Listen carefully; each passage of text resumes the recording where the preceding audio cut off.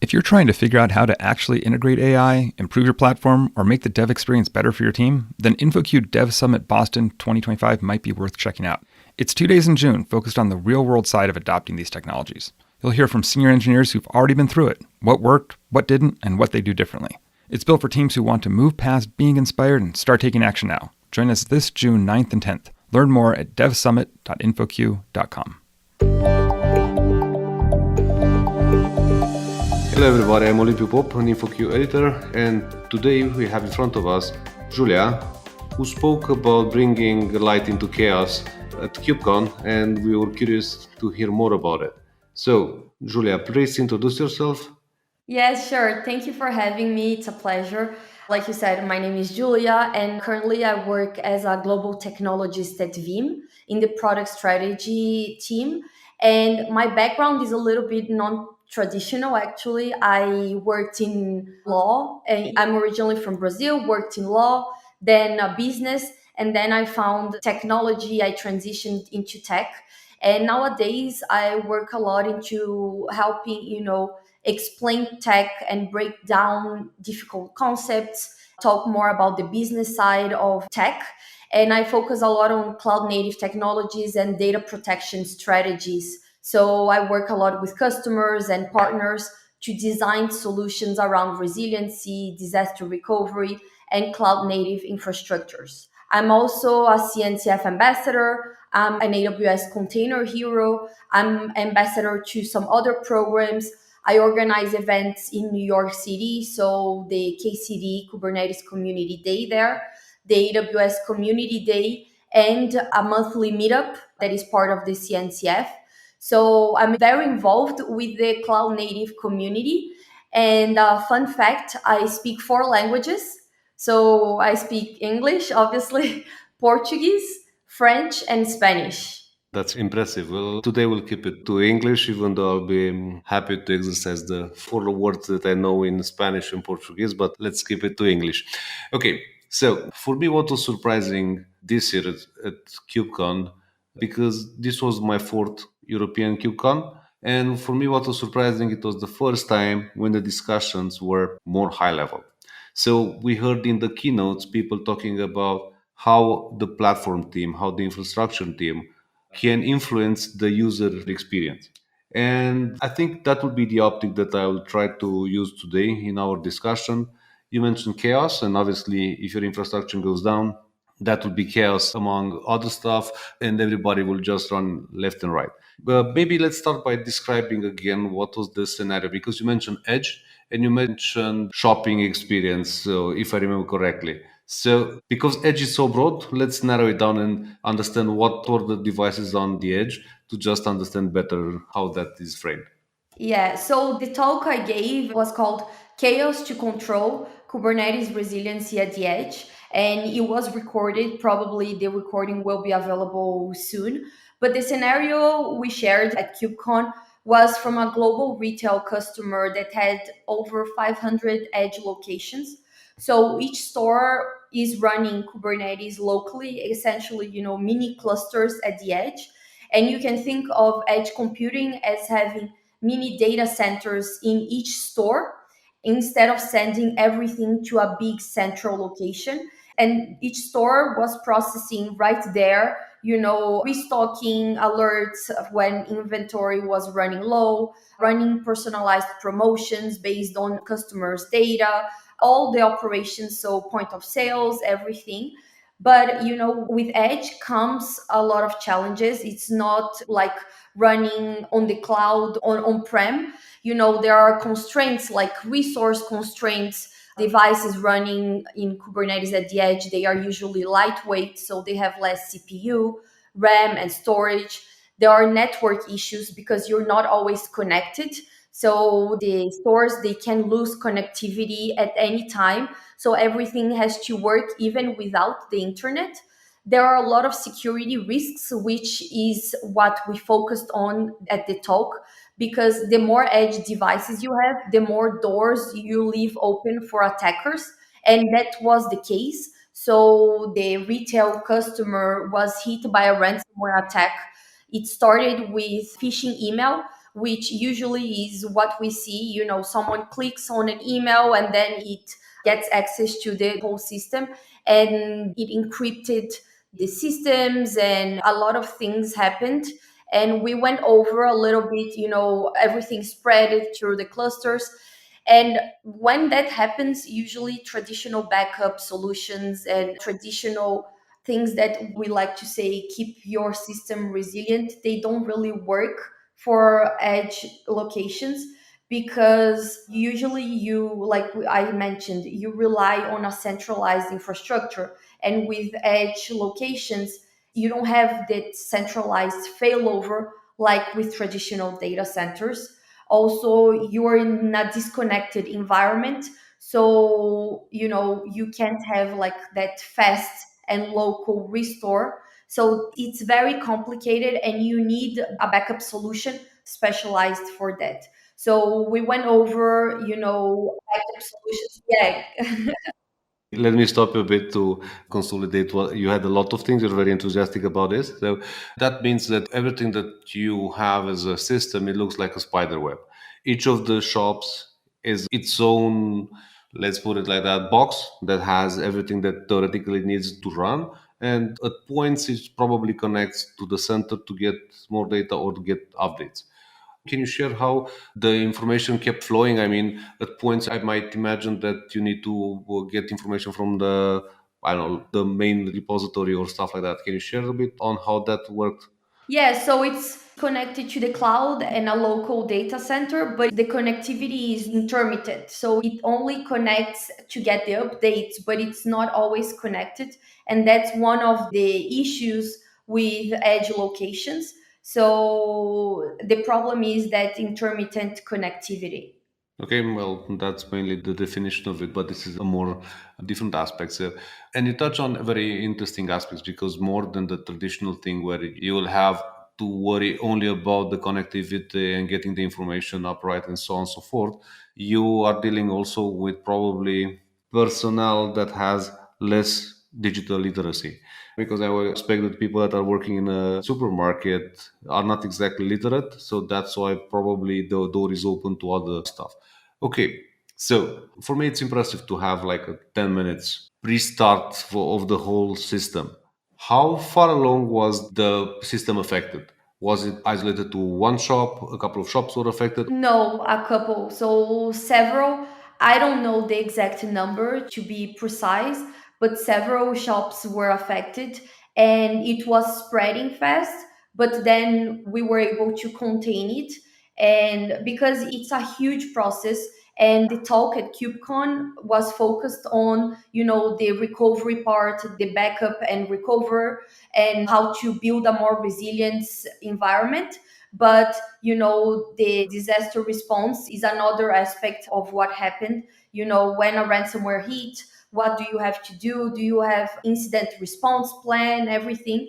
So several shops were impacted, but I don't have the number exactly about that. That's not that important. How did you handle it? I mean, how do you prepare for such a thing? Because I'm sure that these things were prepared in advance. The system was thought to be recoverable in a decent way. So, starting from scratch, how should I start doing that if I'll be at this point? So actually, we were brought in after the incident happened.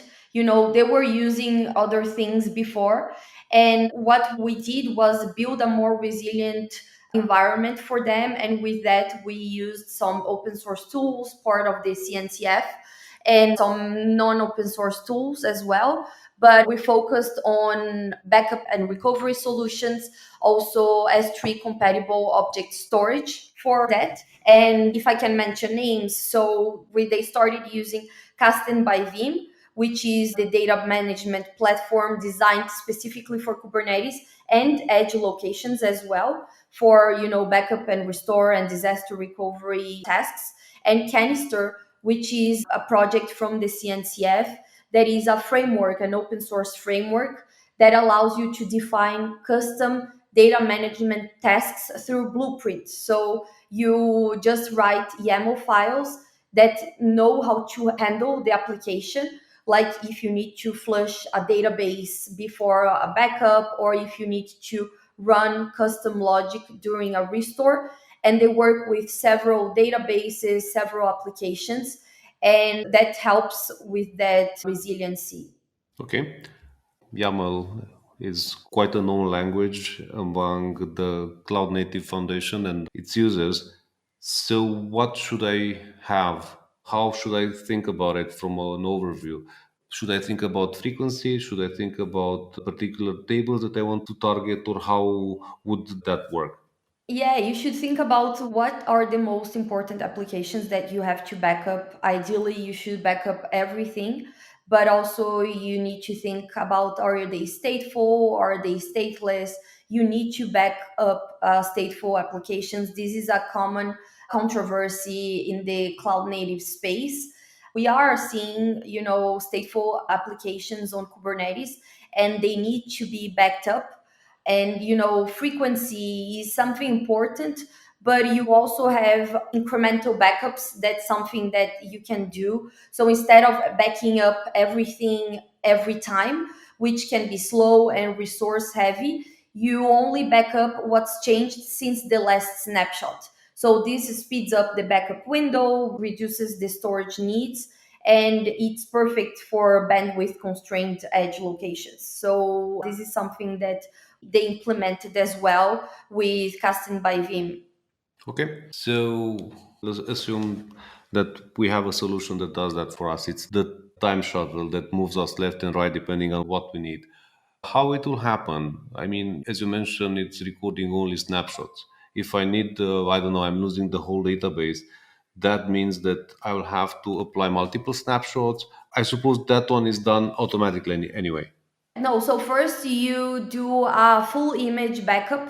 So it's not just snapshots, you have the entire application level backup. And then with the incremental backup, you do only snapshots, but you have a whole backup of your infrastructure, your application. And then you can recover from that. So you have these two types. And the incremental one is only the changes. So you don't have to do a whole image level backup every week, let's say. You can just do the snapshots. If something changes, you have it there. But when you need to do a restore, you still have the full image level backup that you can restore from. So you have several options. Yeah. Okay, so that means that we need to take the things separately. We have stateful systems, and then based on those, we're just ensuring that we have the data. The stateless systems, well, they're doing computation and probably they are reliable. They are relying on stateful data, so they are just pulling data out of that, and that's mainly it. What else? What else should we bear in mind? So also, like I mentioned, storage, where are you going to send that data to? So usually people we would see in the past, file system, etc. But now we're seeing a lot of object storage. So you send that to the cloud. And it's great because it's scalable. So it grows with your data automatically. It's offsite, so you can keep them safe in case one of the locations is hit. Usually you store it in the cloud. So all these big providers have their own object storage that is, very powerful. You can make it immutable. So for ransomware attacks or even accidental deletions, those happen a lot. Like you said, people are not very digital literate. What's the expression that you mentioned? Yeah, something like that. Yeah. So there are a lot of accidental deletions, but if you make that data immutable, no one, not even the admin, can change it, encrypt it in case of a malicious actor or delete it. And it's very cost effective because you pay as you go. Okay, so let me see if I can translate these things in for me. So what you're saying is there are two different things. One of them, whenever we are building the system, we should use as much as possible immutable data because that allows us to be safe and not alter something that's already existing.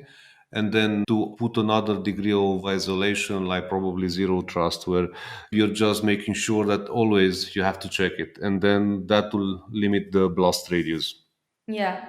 And part of the zero trust, I would say also only people that need access, or you should limit the amount of permissions that people have, to perform a backup, to be able to manage the infrastructure. Because the more permissions people have, the more accidents can happen. And this is part also of zero trust, etc. You can do that with RBAC, and it's a very famous principle in the cloud native space. And because we discussed that, now I was happily surprised by the Cloud Native Foundation's keynotes and the level of the talks. Everybody's talking about the user experience.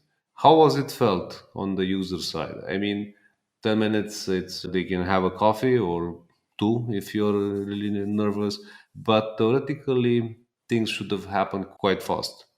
Yes, you mean the recovery. Yes, the recovery. So now, obviously, during the backup phase, users are not affected. They don't know that's happening. It's behind the scenes, it's happening.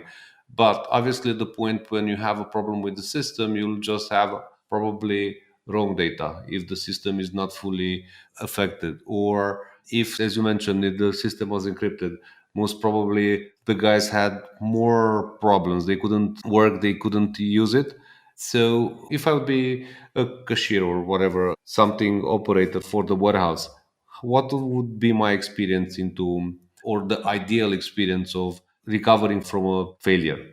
So, like you said, ideally, the user, not the backup admins or the technical people, the users that are just dealing at each location, they don't really see any disruption. That's the perfect recovery scenario, and it means your edge location, your environment is pretty resilient and has a good backup and recovery plan. But for that, you need some things. So I didn't even touch on that, but everything is automated.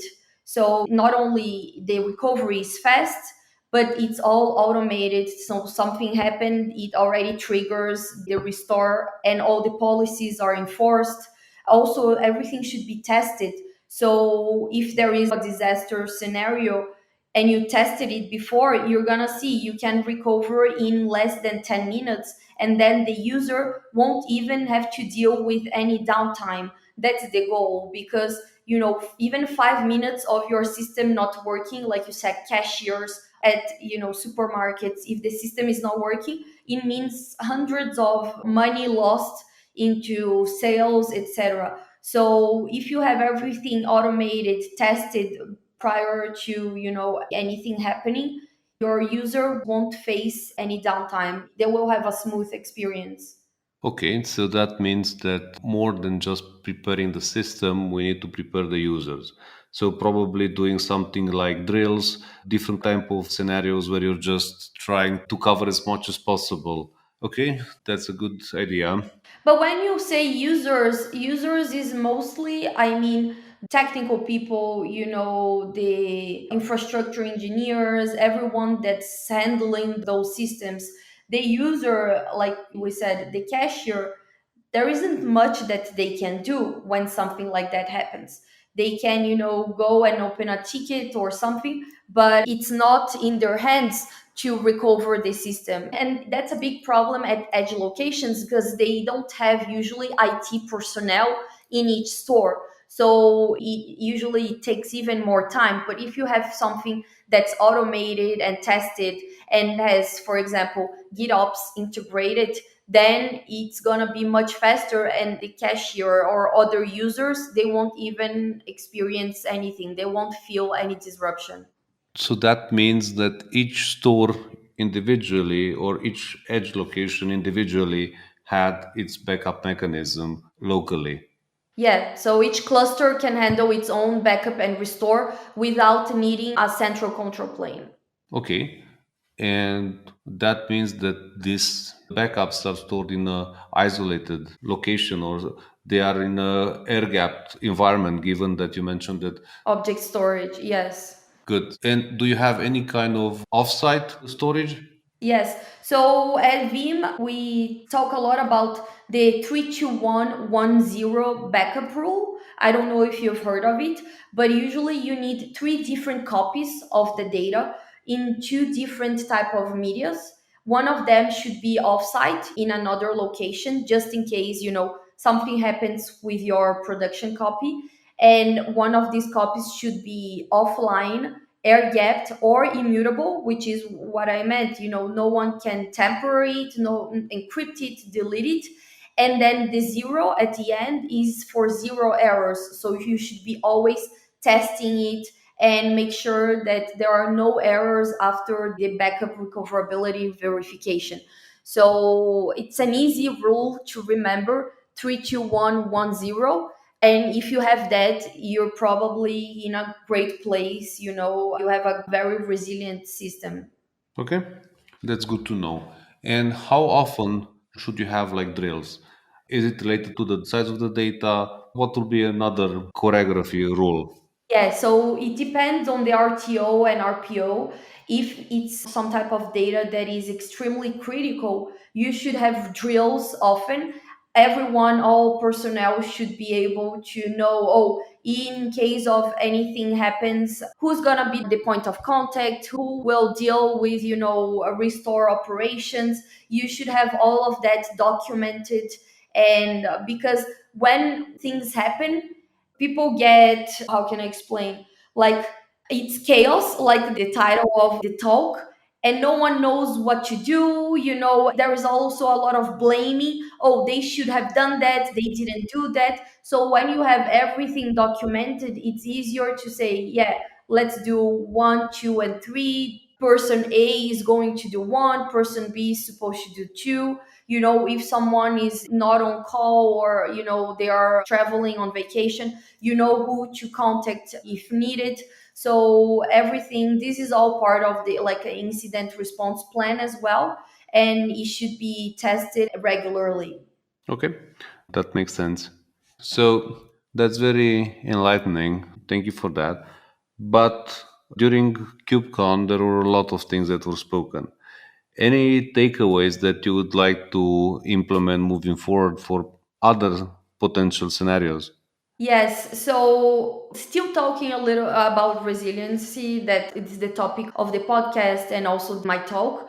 It's mostly, resiliency is not optional anymore. So everyone's talking about GitOps, we're talking about GitOps, observability, AI, ML. But at the end of the day, if your cluster crashes and your data isn't safe, then none of that matters. So, and there are a lot of threats like ransomware, and especially at edge locations, which is so fragile, resiliency must be built in.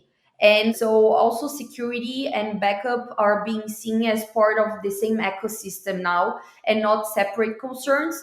Security, I'm sure you saw that at KubeCon, is always a big thing. So, this time, and at the last one, North America, I saw that as well. It's always a core focus, and now they're integrating backup into that, which I think is very important.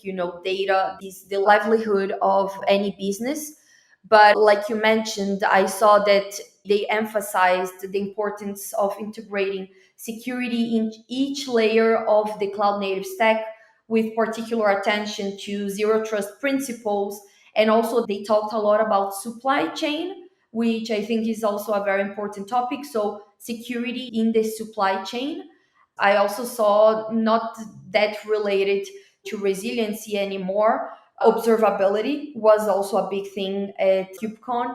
So, ensuring and having a strong emphasis on observability to meet compliance requirements, such as, there are some outlined at the EU Cyber Resiliency Act. They mentioned that at one of the keynotes, if I'm not mistaken. Yep, it was Friday. Yeah, exactly. So there was a lot going on at KubeCon. I'm still, digesting everything.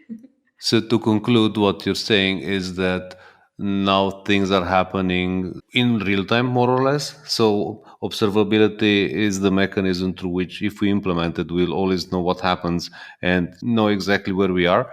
And then more than everything else that is important, so high availability data is even more than that, because available, it means that you have servers available, but if you don't have the proper data, your system is not working as expected. And last but not least, even though the things changed lately, the Cyber Resilience Act will just ask you to be more aware of what you're doing on the supply chain side. So those things have to be boiled down into the business continuity plan of your company as well. Okay, that was a very interesting deep dive. Yeah, thank you for having me. It was a pleasure. Same here. I love talking about cloud native things, KubeCon experiences. I always encourage and recommend everyone to attend at least one KubeCon if they can. I know not everyone is able to, but for those that don't know, the CNCF also provides scholarships for KubeCons. I think you have to apply with at least 2 months in advance, but you should check out their website. So there are scholarships. Usually, also, if you've been laid off, you can get a free ticket to attend a KubeCon. So there are a lot of opportunities. And just for those that are more interested in, cloud native technologies in general, I would say just start getting involved. Go on the CNCF Slack channel. There are several channels for each of the open source projects, or there are like first time contributors, and you can just say, hey, I'm new here, but I want to get more involved. There are so many ways people can learn and get involved in that community. And I think it's a very welcoming community. I don't know about you, but I always love going to KubeCons and meeting people and learning more about technology. Yeah, it's as mentioned and discussed with several people. I just went there without any plans, and I always met somebody, old friend or new friend, and that was quite nice. So, yes, the Kubernetes is more than just a technology, it's a community and everything else that's in its ecosystem.